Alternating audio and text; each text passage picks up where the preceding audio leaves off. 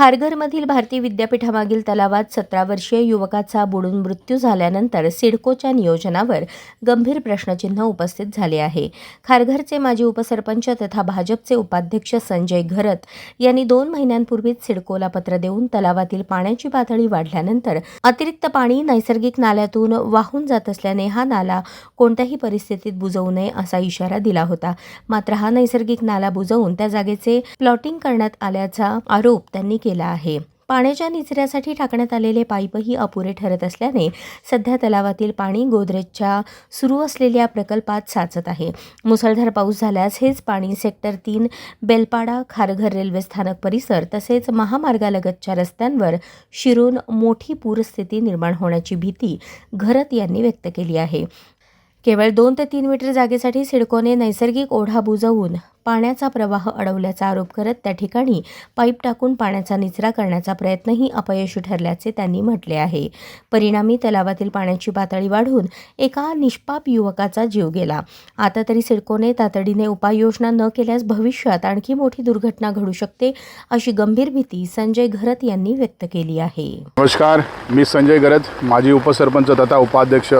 आपण पाहत आहात मी या बेलपाडा फॉल्स, बेलपाडा येथील या डोंगरातील जो धबधबा आहे त्याच्या खाली असलेले हे डॅम या ठिकाणी उभा आहे. आणि ज्या गोष्टीची भीती होती की इथे झालेलं हे भराव, त्याप्रमाणे इथला बुजलेला नाला याच्यामुळे पुढे पाण्याची दिशा बदलेल म्हणून, तर आपण बघत आहात हा संपूर्ण हा जो तलाव आहे हा पूर्णपणे भरलेला आहे आणि हे पाईप वरच्या बाजूला टाकलेत, त्याच्यामधून आता पाणी जायला लागलं आहे. मात्र हा पाण्याचा निचरा हा ओढ्याच्या दिशेने म्हणजे समुद्राच्या दिशेने न जाता मध्येच हा पाईप आहे आणि त्याची ती लाईन आहे पूर्णपणे तुटलेली आहे आणि त्याच्यामुळे संपूर्ण पाणी हे गोदरेजच्या साईडमध्ये घुसलेलं आहे. मित्रांनो, मला यामध्ये एक अजून सूचना करायची आहे की ह्या तलावाची जो पाण्याची पातळी आहे ती खूप मोठी झालेली आहे, कारण पाईप हे वरच्या बाजूला लावले आहेत. हे खूप डीप आहे आता आणि त्याच्यामुळेच काल एक अतिशय वाईट दुर्दैवी घटना घडलेली आहे. या ठिकाणी आपण बघत आहे तलावाच्या पाठीमागच्या बाजूने अनेक या धारावी, मानखुर्द, गोवंडी या ठिकाणी अनेक तरुण या ठिकाणी फिरायला येतात. त्यापैकी एक तरुण काल या ठिकाणी पाण्याची खोली न समजल्यामुळे बुडालेला आहे. त्याला आम्ही काढण्याचा प्रयत्न केला, मात्र तो वाचू शकला नाही. तर ही पाण्याचा निचरा जर या तलावाचा जर चांगल्या पद्धतीने झाला असता, चांगल्या पद्धतीने हा पाणी वाहून गेला असता, तर या तलावाची खोली एवढी नसती आणि हा तरुण वाचला असता. म्हणजे हा दुर्दैवी मृत्यू याचं एक कारण हे काय की जे मागच्या 4-5 महिन्यामध्येच हे पाईप टाकलेले आहेत आणि ते वरच्या बाजूने टाकलेत, त्याच्यामुळे तलावाची खोली मोठी निर्माण झालेली आहे. पावसाळ्याच्या आधी मी सिडकोला पत्रव्यवहार केला होता की आपण जो नैसर्गिक ओढा आहे त्याची दिशा बदलू नका, त्याच्यामध्ये पाईप टाकून त्याचं पाणी पुढच्या दिशेने सोडण्याचा प्रयत्न करू नका. हे शक्य होणार नाही आहे. आपण पाहत आहात ही आहे गोदरेजची साईट आणि हा संपूर्ण उत्खनन केलेला पूर्ण भाग गोदरेजचा एक आता मोठा विशाल तलाव तयार झालेला आहे आणि त्याच्यामधून हे जे पाणी दिसतं आहे आपल्याला, हे पाणी त्या पाईपलाईनचं येतं आहे. ज्या पाण्याचा निचरा समुद्राच्या दिशेने व्हायला पाहिजे होता, जो नैसर्गिक आहे. मात्र अशा पद्धतीने हा जो भाग आपण पाहत आहे यामध्ये मध्ये एक मोठं पाईप पडलेलं आहे. हा सिडकोने बुजलेला हाच नैसर्गिक नाला होता. त्यामध्ये झाडे लावलेली आहेत आणि या पाईपच्या ठीक खाली हा नैसर्गिक नाला होता, जो सिडकोने बुजल्यामुळे किंवा इथल्या गोदरेजच्या साईडने बुजल्यामुळे ह्या पाण्याचा निचरा न झाल्यामुळे हा पाणी आता इकडे वळलेला आहे आणि संपूर्ण पाणी सखल भागामधून पुढे त्या ग्राउंडमधून बेलपाड्याच्या दिशेने सेक्टर 3च्या दिशेने हा जाते. ही अतिशय विचित्र स्थिती आहे. याला पूर्णपणे कारणीभूत सिडको प्रशासन आहे.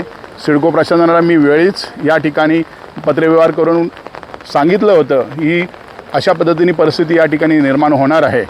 मात्र सिडकोने त्याच्यावर काय उपाययोजना केली नाही आहे. सर्वात वाईट गोष्ट अशी आहे की ही जी पत्र्याची तुम्ही धार बघताय, हा जो पत्रा बरोबर नाल्याच्या मध्येच आहे. म्हणजे तुम्ही समजू शकताय का फक्त 5 मीटर 2 मीटर जागेसाठी सिडकोने ही नाला बुजवलेला आहे. आणि पुढे त्यांचं नियोजन आहे का नाला बुजवून या सगळ्या साईडला नाला शिफ्ट करायचं आहे किंवा इथला रस्ताच बंद करायचा आहे. तर या सगळ्या प्रकारामुळे आज या सगळ्या सखल भागामध्ये पाणी साचलेलं आहे. पुढे हा जो व्हिडिओ बघताय, हा डॅम एका बाजूला आहे तलाव, आणि त्याच्या दुसऱ्या बाजूला भारतीय देवळच्या कंपाऊंडच्या बाजूला हा नाला जिथे होता तो बुंजलेला आहे. आणि त्याच्यामुळे हे पाणी इकडे साचलेलं आहे. हेच पाणी आता पुढच्या पुरामध्ये पूर्ण सेक्टर 3 बेलपाडा या ठिकाणी घुसणारच आहे, त्याबद्दल शंका नाही आहे. मात्र कुठलीही उपाययोजना करताना सिडको या ठिकाणी दिसत नाही. सिडकोच्या येथील अधिकारी राठोड यांना मी आता संपर्क केला असता ते येतात बघतात असं त्यांचं उत्तर आहे. आपण पाहू शकताय का हा जो नैसर्गिक ओढा होता, खूप वर्षापूर्वी सिडकोने त्याला बनवलेलं होतं, तो पूर्णपणे सुखा पडलेला आहे. या ठिकाणी कुठल्याही प्रकारचा पाण्याचा निचरा होत नाही आहे. आणि समोर बघताय काही कर्मचारी या ठिकाणी मासे पकडतात. त्याच्या मागे असलेले 2 पाईपलाईन, याच्यामधून कुठल्याही प्रकारचा पाण्याचा निचरा होत नाही, त्यातून पाणी येत नाही आहे. तर ही पूर्णपणे त्यांनी केलेली उपाययोजना फेल आहे. त्याच्यामुळे हा जो पाणी आहे हा बरोबर गोदरेजच्या ह्या प्रॉपर्टीजमधून उत्खनन झालेल्या जागेमधून पूर्णपणे हा सखल भागात निचरा होत आहे. हे तुम्ही पाहू शकताय का हा पाणी त्या पुढच्या दिशेने वाहत आहे. जो आता पुढे आपण त्या इमारती बघताय सेक्टर 3 मधील, तसेच इकडे खालच्या बाजूला तो वाहत आहे. ही गोदरेजची साईट आहे. हे बुंजलेला नाला आहे आणि त्याच्या खाली टाकलेले हे पाईप आहेत, ज्यामधून कुठल्याही प्रकारचं पाणी येत नाही आहे. हा तुंबलेला पाणी आहे. आणि इकडे बघताय तुम्ही का संपूर्ण जो नैसर्गिक ओढा होता, नाला होता, तो पूर्णपणे सुखा या ठिकाणी आहे. कुठल्याही प्रकारचे पाण्याचा निचरा या ठिकाणी होत नाही आहे.